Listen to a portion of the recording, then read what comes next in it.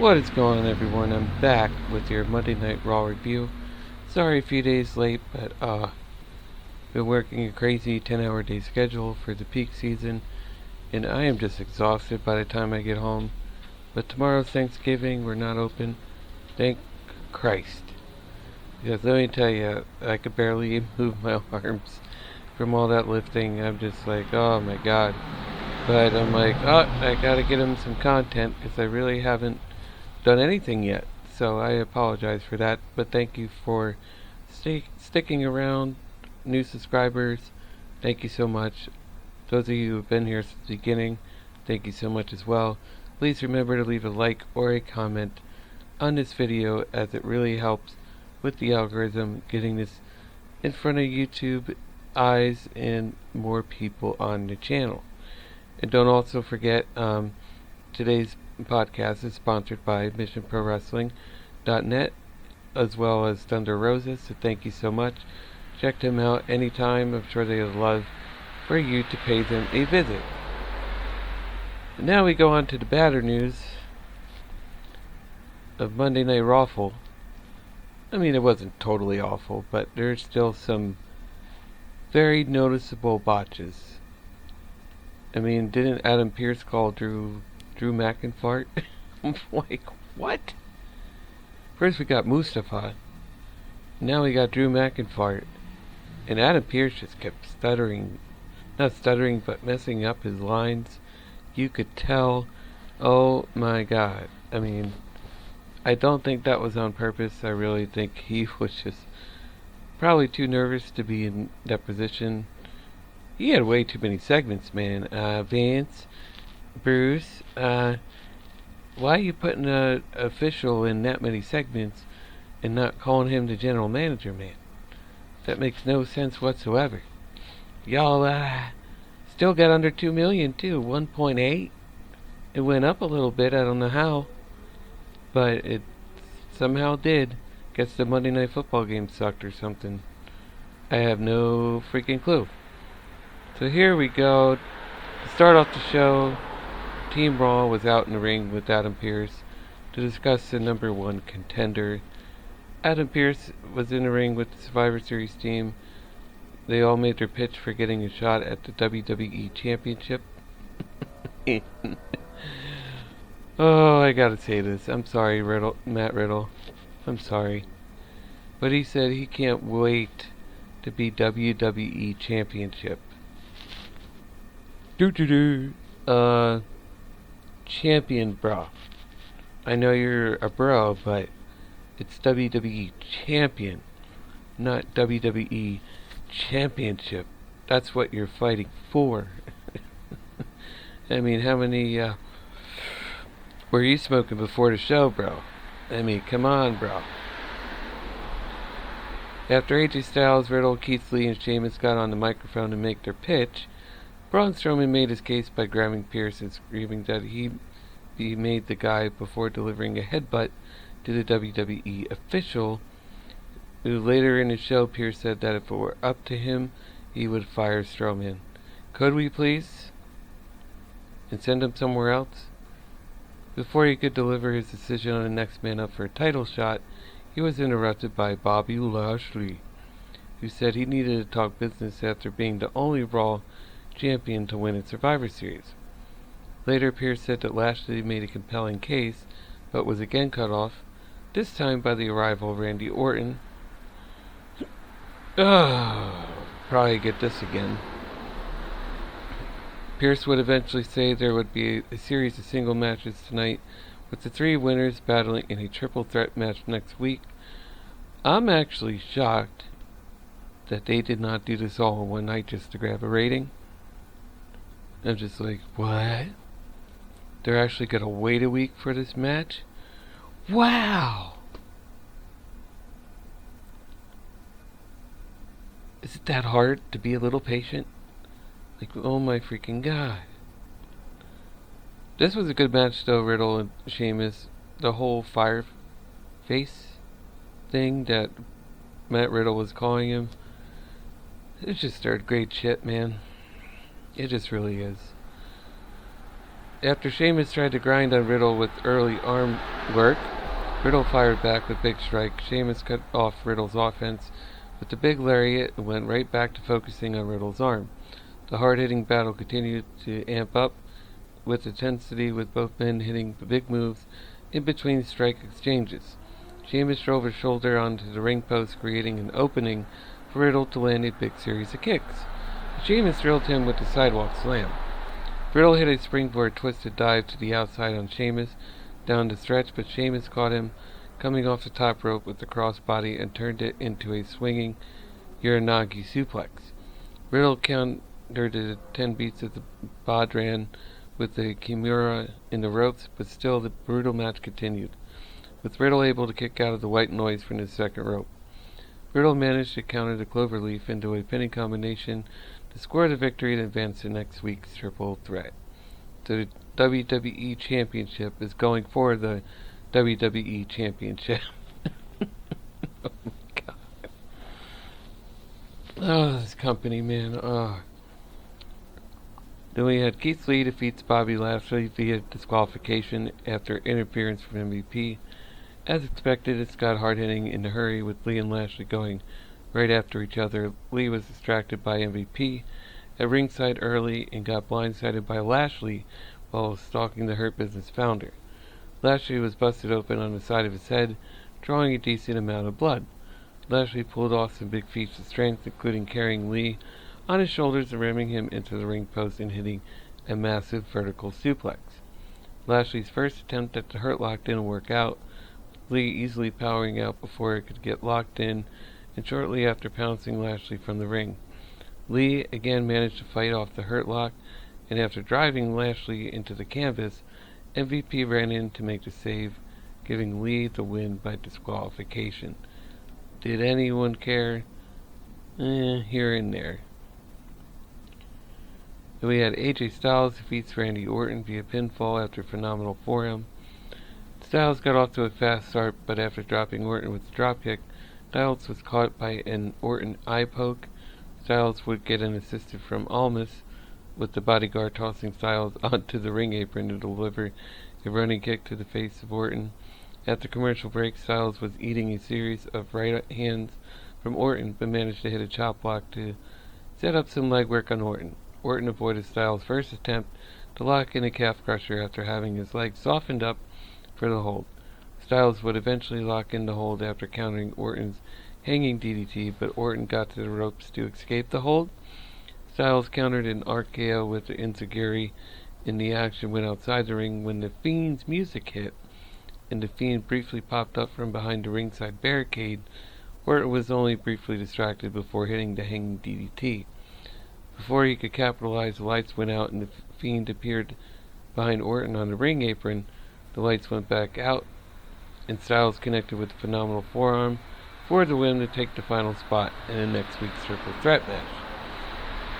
Hey, listen, if this gets Randy Orton away from Drew, I'm all for it. I mean, that would be great. I would be happy. I'm sure a lot of us would. I mean, they've been battling it out for how long now? Oh my god. And they wonder why WWE Raw can't get up over 2 million, man. Because they're the same rehashed shit over and over and over. I mean, come on. What else happened on Raw? We had the New Day defeat the Hurt Business via pinfall. After Xavier Woods hit Shelton Benjamin with the Code Red, the match was set up when Hurt Business threw down a backstage challenge earlier in the day. It would initially end in a count-out win for the Hurt Business, so it appeared both teams were counted out, but they demanded the match be restarted, and it was. But the New Day didn't want any part of that, man. They said, we won, you had your chance, so they're kind of playing the heel here. Hurt Business controlled much of the match, largely focusing on a knee of Kofi Kingston, but the New Day was able to pull it off when Kingston took out Cedric Alexander on the outside, and Woods hit a variation of a Code Red for the victory. This was a very good match, though. I gotta admit that. Then we had Raw Women's Champion Asuka defeat Lana. Who gives a shit? I mean, really? After being attacked by Nia Jax and Shayna Baszler, Lana was interviewed backstage about being the sole survivor in the Women's Survivor Series elimination match.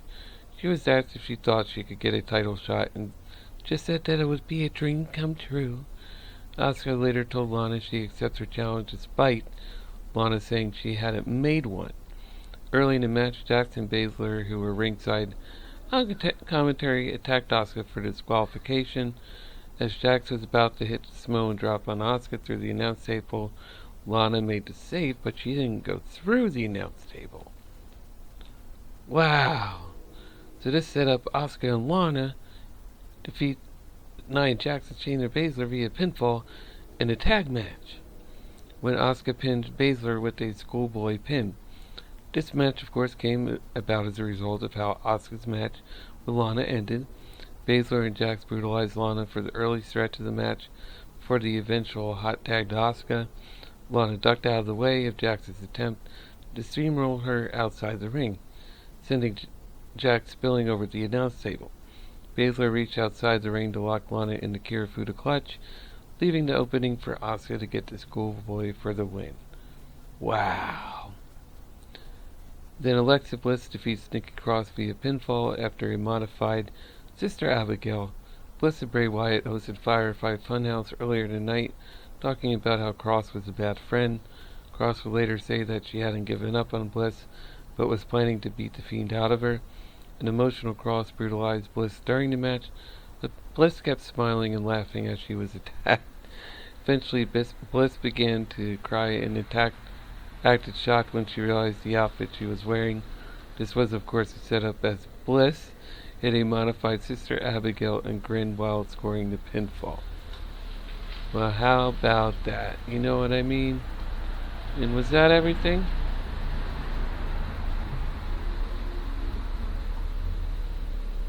But yeah, that was all of Monday Night Raw. I just wanted to make sure I got you guys with everything there. But Vince and Bruce, Kevin Dunn, we gotta get a little better there, man. It's just not adding up. You had a couple good matches, but that don't make a good show, man. You gotta get a little bit better. How many matches do they have tonight? Let's see. 1, 2, 3, 4, 5, 6, 7. 7 matches on a 3-hour show. 7 matches on a 3-hour show. I mean, can you get any more fucking ridiculous than that? What is that like? If you were to do an average of math here, okay, and try to figure out how long each match would cover to 3 hours, so that'd be an average of 2 matches per hour. And that is just pitiful. 2 matches per hour. And then on top of that, they have all these commercials. And then all this talking and nonsense and bullshit. And they wonder why they're at a 1.6 to 1.8 average. I mean, that is just absolutely terrible. Absolutely terrible. Now let's just see if you got anything else at all. Oh, look at AJ with his hand raised. Now, they really don't have any video to play, but for me, that would probably be a good thing, because if I see a video, I get tempted to want to play it, and then I get a copyright by YouTube. So, I gotta try to stay away from that. That's what Twitch is for now. Oh, and if you guys can, I'd really appreciate it. My Twitch is CHARVIE 2018, so C Harvey 2018. You can find me there. I do some game streaming and also some like chatting and things like that. So I would really appreciate you guys checking me out over there. That way you guys can see like a different side of what I do. Be very appreciative, and I would thank you guys a lot for that. I mean, I don't know what else you guys want me to talk about. If I had some like chats going on, like I said in the last one, it would just be a lot easier to get this to fill an hour. But I tried to break it down as best I can. But Vince and Bruce, they just can't seem to get it together, man. It's just flat out terrible. I just don't know what's going on here. I mean, I know Kevin Dunn is needing some wood for the winter, but if he don't get any money, he's not going to be able to afford his wood, man. So Vince need to figure out some ways to get the fans back over the 2 million mark so the company can make some more money, man. Because this show just fucking sucks, man. I just do not feel Mondays anymore at all. It's like, oh yeah, I gotta work on this show tonight. Oh, fuck. That's what I feel like. I used to be excited. Even when I started this, I tried to have a better outlook and be excited, and it's just like, look at my eyes. This being tired from working so hard, this is how I look when I watch Raw, honestly. The only time I'm like really awake is for AEW and SmackDown. Raw is just like, oh, this 3-hour bullshit. They just had a 3-hour fucking pay-per-view the night before. So WWE trying to go into overkill with this content, man, and it just ain't working. I'm sorry, but fuck that. Vince can go kiss some wood or something, okay? Because this was not complete trash, but mostly trash. Okay? So Vince, Kevin Dunn, y'all gotta stop with this 2 or 3 good segments tonight and start coming up with a good show, man, okay? And you might actually get some fans back. Wow! Well, I hope you guys like this Raw review. A little comedy here and there. But this show is just like so boring. And it's so hard to stay animated for a whole review of this show. It really is. But I love wrestling, and I just hope one day it'll get better. But if you can, please leave a like for this video. Comment down below. Let me say hi, say whatever. Happy Thanksgiving. I'd really appreciate it. And also happy Thanksgiving to everyone watching at home. Hope you have a good time with your loved ones. Stay safe. Wear your mask. Make sure you do that to protect yourself and from others. And if you're new to the channel, please hit the subscribe button to the right hand side of my channel. I'd really appreciate it. It helps grow the audience, and the bigger the audience, the better the videos will do. So win-win for us all. But I love you guys. Hope you guys have a wonderful Thanksgiving. I'll keep this under 20 minutes. Just if you need to pass a few minutes of time and want to check it out, I'd really appreciate it. And I will see you guys tonight for AEW. Look, I've seen the V coming around to this where I'm doing Raw reviews right before AEW. But it's your pre-show, okay? Fucking love it. Be happy. Enjoy. This show sucks. But I love you guys. Take care. And I will see you back tonight for another episode of All Elite Wrestling. Let's hear it for Kenny. Hopefully Mr. Omega, the cleaner, gets another championship added to his name. When that will be, I don't know. But it seems like that's the path they are taking.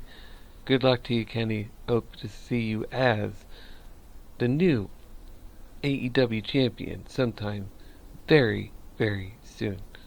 That's it, guys. Take care. Love you.